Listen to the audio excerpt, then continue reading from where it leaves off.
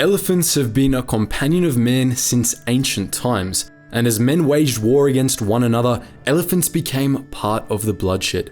Men rode upon elephants' backs and showered their enemies with arrows while the elephants trampled and gored. With the advent of gunpowder, however, the elephants' hides and man-made armor failed them. They could withstand small arms fire to a degree, but they stood no chance against cannonballs. Thus, they were withdrawn from the front line and employed for transportation purposes alone. You might think that, with the arrival of motor vehicles, that elephants were free from man's battles forever. But that wasn't the case, and in this video, we're going to tell the tale of James Howard Williams' Elephant Company and its vital contribution to the Allied war effort in the green hell that was Burma. More than anything, this is a story of trust and love between animal and man. While many of us will never achieve a career as a specialist elephant handler in times of war, understanding data science can give you access to some pretty unique opportunities. DataCamp is a platform that allows you to launch or continue your data science learning journey. With over 350 data science courses designed by the top experts in the field, DataCamp gives you access to all the tools you need to launch a new and fresh career or even just learn a new skill. Personally, I'm most interested in the Finance Fundamentals skill track, which allows me to manage my business more effectively and could also help you in simply better managing your personal financial affairs. To access courses that teach you about absolutely anything related to data and data science, use my link in the description below and check out the first chapter of any DataCamp course for free. James Howard Williams, born in Cornwall, England in 1897, discovered his affinity for animals at a young age. In Vicky Croke's Elephant Company, a biography on Williams, Croke writes, Williams loved every creature he came across, and with very rare exception, they seemed to like him too. He spent so much time observing animals that he felt he could anticipate their impulses and movements. He developed a knack for framing the world as they did. This knack followed Williams, now a tall, clean-shaven youth, into the Great War, in which his truest companion in the deserts of North Africa and the Middle East was his camel, Frying Pan.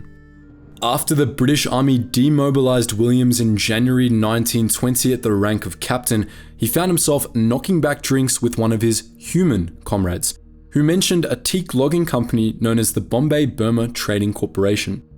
In the knotted jungles of Burma, the company employed Asian elephants rather than machines to do their heavy lifting.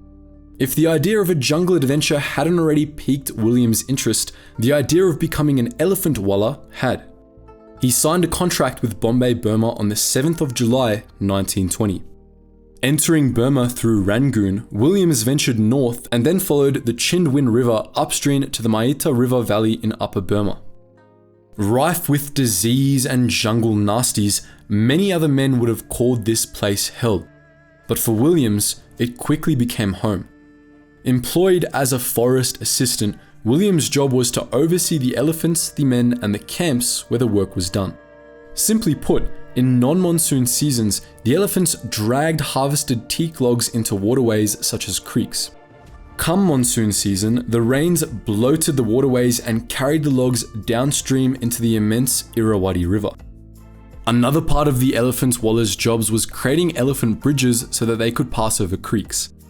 Learning to speak Burmese and intently watching the local elephant wallahs tend to their beasts, Williams became obsessed. In his own words, everything of interest became elephants, elephants, elephants. They are the most lovable and sagacious of all beasts, the most magnificent of animals. He wasn't entirely happy with how Bombay-Burma was running the show, however. With elephant mothers hauling teak, calves were left to fend for themselves and often died. Adult elephants procured by Bombay-Burma could become troublesome and violent too, occasionally pulverizing the humans for whom they worked. Risking his job, Williams approached his boss with some alternatives.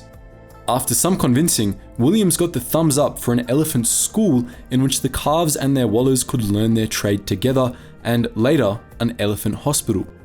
Williams thrived, and in 1928, he was promoted from the forest assistant to forest officer. Williams wasn't merely his job, however. In the early 1930s, he found love with a woman named Susan Rowland, whom he married in September 1932. About 2 years later, disaster struck with the death of their first baby, Jeremy, and it would be tragedy after tragedy for a while after that. Husband and wife watched the rise of the Nazis with anxious hearts, and their anxiety only grew when Imperial Japan punctuated its entry into the Second World War with an attack on Pearl Harbor. William stuck with his original decision though. He would not enlist into the fight, as he believed that, quote, teak would be as important as steel in this global conflict. He also believed that they would not be safe in Burma, rightly predicting that he would be deeply involved with the war. The Japanese Empire began bombing Rangoon on the 23rd of December 1941, and on the 20th of January, the Bombay-Burma Trading Corporation ordered the wives and children of its employees to evacuate Burma for Manipur, India.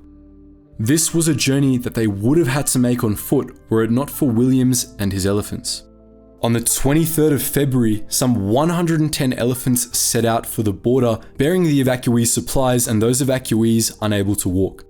After a grueling journey, a journey that not everyone survived, Williams waved goodbye to Susan across the India-Burma border and returned to Burma, eager to save his elephants from the encroaching Japanese army. As the British army, failing to stave off the Japanese invasion, withdrew, Williams worked with the Burmese Wallahs to hide their elephants in the depths of the jungle, where the Japanese could never hope to find them. It was not uncommon for the Japanese to seize the poor beasts and use them in support of their campaign in Burma. In typical Imperial Japanese fashion, they treated the elephants atrociously, allowing, for example, batteries to leak over their backs and corrode their flesh. The Japanese utilized elephants in such numbers that the Royal Air Force legitimized the beasts as aerial targets. Soon, Williams had to withdraw from Burma too, walking all the way back to the Indian border. While Williams was in India, British General Noel Mackintosh Stuart Irwin summoned him, having heard about Williams' work with elephants and interested in bringing Williams and his elephants into the fold of the British Armed Forces. Serving in Force 136 of the Special Operations Executive or SEO, Williams' objective would be to see how many elephants had fallen into Japanese hands and how many were available to bear supplies and build bridges and other structures for General William Slim's 14th Army as Slim fought to regain ground in Burma. Williams agreed. Returning to Burma in November 1942, Williams made an intelligence network of the Burmese who helped him and his team, in Croke's words, sneak elephants right from under the noses of the Japanese. According to Williams, the Japs were very angry because I'd been taking their elephants away and there was a price on my head. Williams also rallied the Burmese Wallahs and their elephants to his camp and treated wounded and sick elephants. To inspect the elephant casualties, Williams said, pained me as much as a field dressing station filled with the wounded men. Once Williams had his elephant company behind him, he got to work paving a way for Slim's 14th Army. In Slim's words, they built hundreds of bridges for us. They helped to build and launch more ships for us than Helen ever did for Greece. Without them, our retreat from Burma would have been even more arduous and our advance to liberation slower and more difficult. Williams' work throughout this span of the war earned him the nickname Elephant Bill from his British comrades. By early 1944, the Japanese were gearing up for a reckless assault on Imphal and Kohima over the Indian border. Having deemed Williams' Elephant Company a vital asset, HQ ordered Williams to evacuate the elephants from Burma to Assam in India.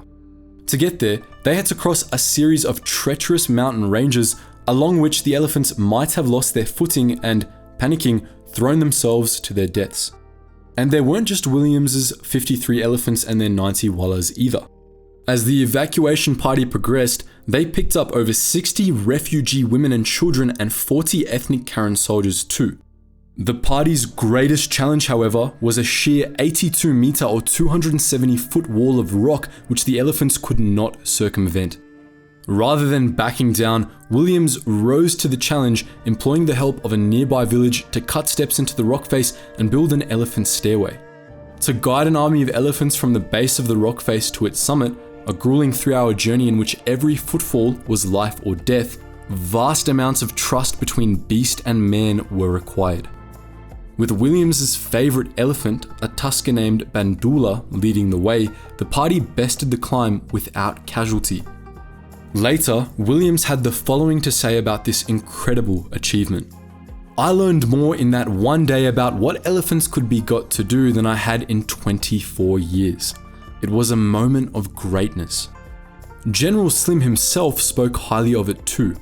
This is the story of how a man, over the years, by character, patience, sympathy and courage, gained the confidence of men and animals, so when the time of testing came, that mutual trust held.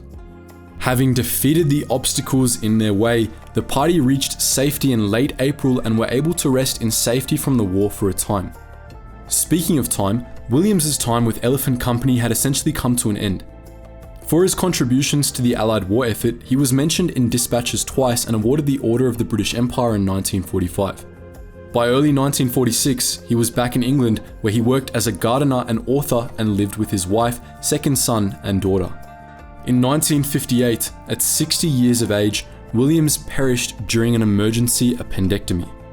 While Williams's elephants may not have charged the enemy front lines, crushing skulls and flipping tanks, they were no less crucial to the Allied war effort in Burma and well deserving of our attention. Had you heard of them before today though? How vital do you think Williams' elephants were to the Allied war effort? Do you know anything about them that we didn't cover in this video?